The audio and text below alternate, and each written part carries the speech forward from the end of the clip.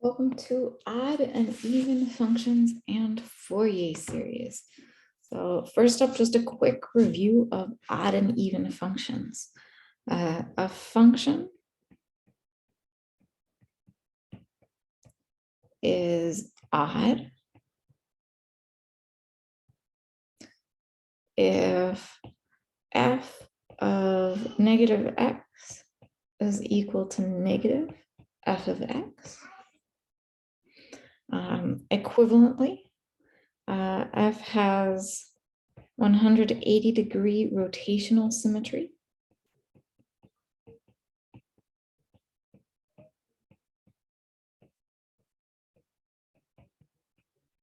About the origin.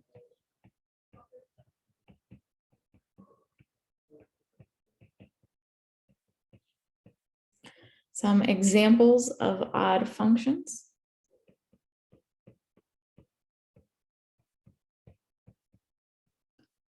Would be polynomials with only odd degree.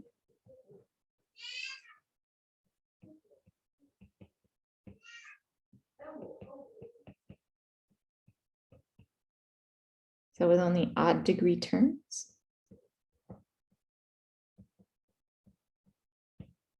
The other common one would be sine function.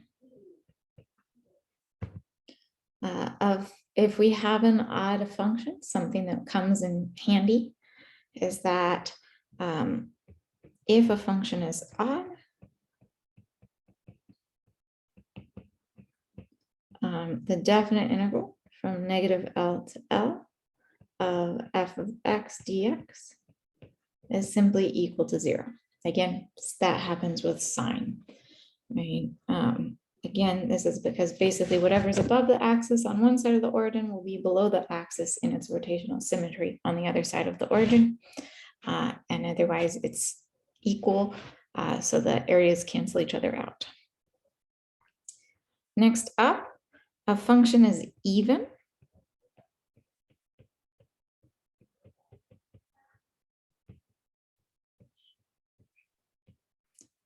if f of negative x equals f of x. So this is just f is symmetric about the y-axis.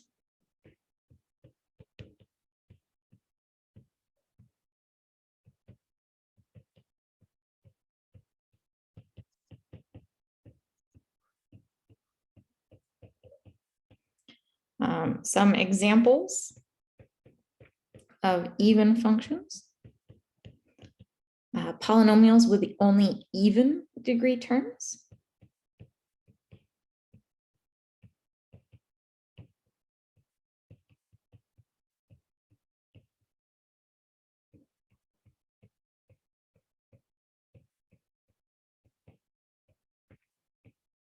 And cosine. Furthermore, if a function is even, because the left and right hand side are just mirror images of each other, either both positive or both negative, both above the axis or both below, we wind up that the left hand side and right hand side have equal area. And so what we get is if a function is even,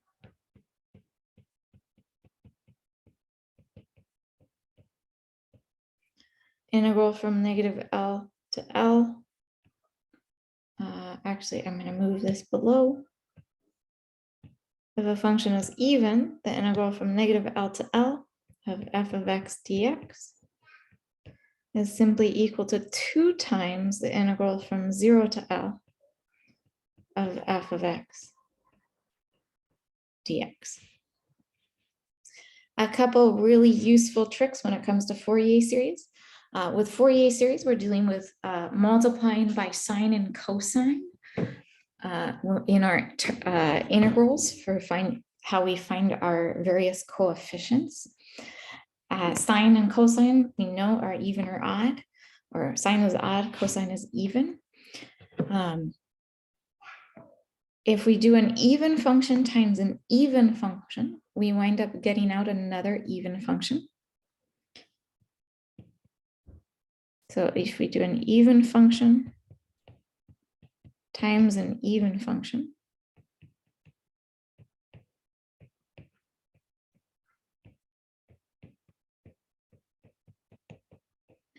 This itself is an even function. On the other hand, if we do an even function times an odd function,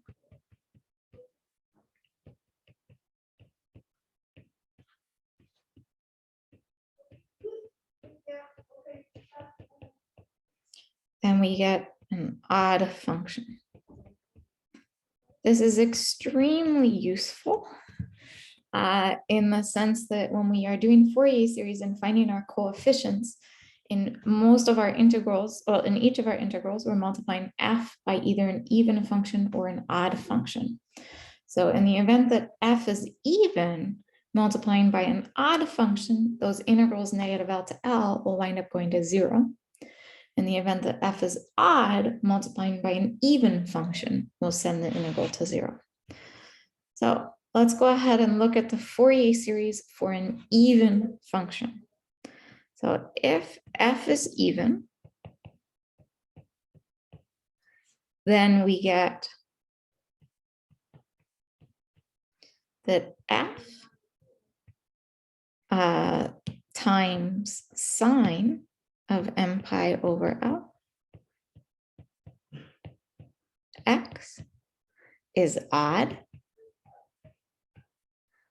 And so this means that all of our b sub n equaling the definite, equaling 1 over L times the definite integral from negative L to L of f of x times sine n pi over L x dx. These are all just equal to 0.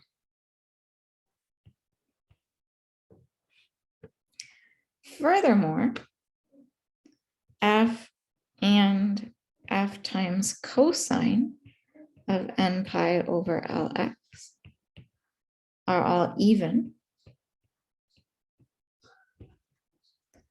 And so we get that our A0, which is 1 over 2L times the definite integral from negative L to L of f of x dx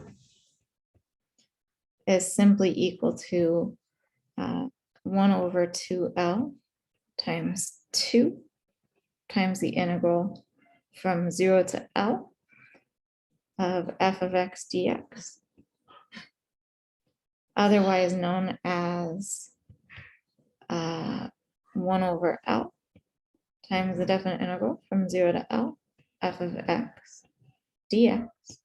I need to give myself a bit more room.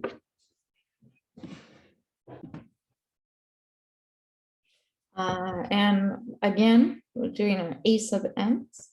We have a sub n, which is 1 over L times the definite integral from negative L to L of f of x times cosine n pi over Lx dx. This is an integral of an even function. So we just get 1 over L times 2, or 2 over L times the definite integral from 0 to L of f of x times cosine of n pi over Lx dx. So if f is even,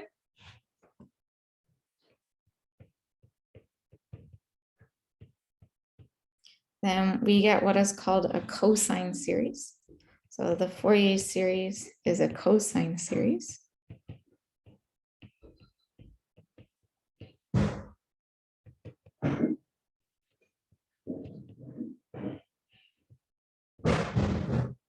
We simply get that capital F of x is a naught plus the sum from n equals 1 to infinity of a sub n times cosine n pi over Lx. No need to include the b sub n signs, those are all 0. Our a naught is 1 over L times the definite integral from 0 to L of f of x dx.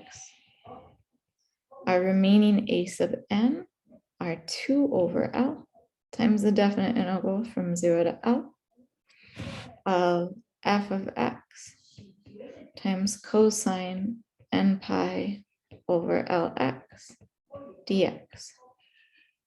Apologies, I'm not updating. Okay, so again, we had just the cosine term and the constant term, no sine terms. We had our a naught as 1 over L times the definite integral from 0 to L of f of x dx.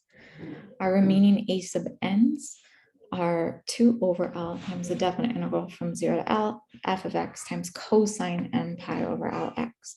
So this is in the case where f is even, then we get a cosine series. In the case where f is odd, so if f is odd,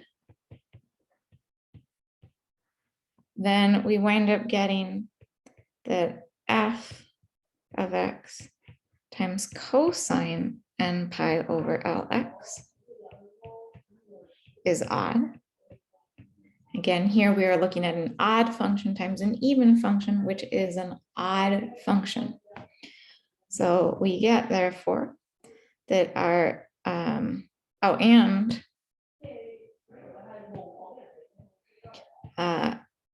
f itself is odd.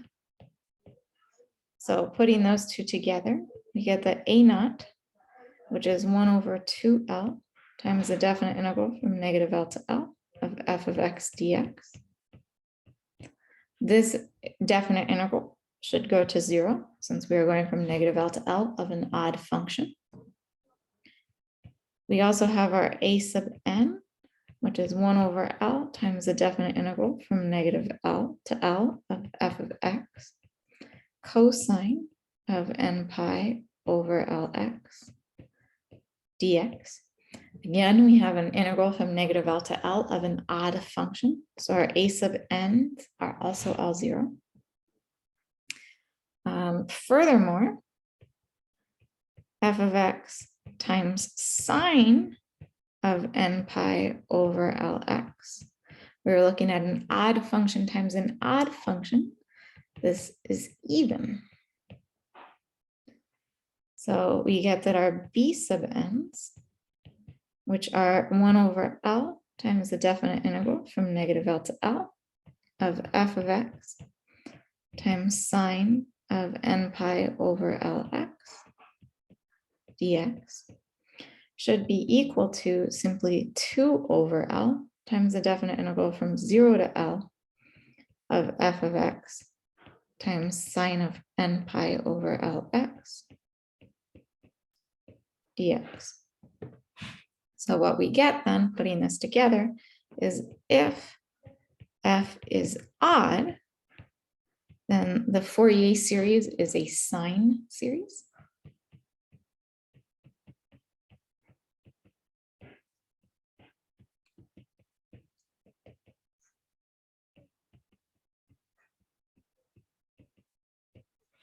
And we get simply that our capital F of x is just the sum from n equals 1 to infinity of b sub n times sine of n pi over Lx, where our b sub n's are 2 over L times the definite integral from 0 to L of f of x times sine of n pi over Lx dx. So this provides us with a shortcut if we have an even or odd function for finding our Fourier series. So if you recognize a function as even or odd, you essentially eliminate half of the coefficients that, well, more or less half, really, since a sub n all go together and b sub n all go together. In the odd case, we eliminate the a sub 0 and all of the a sub n's need to solve. In the even case, we no longer need to solve for the b sub n's.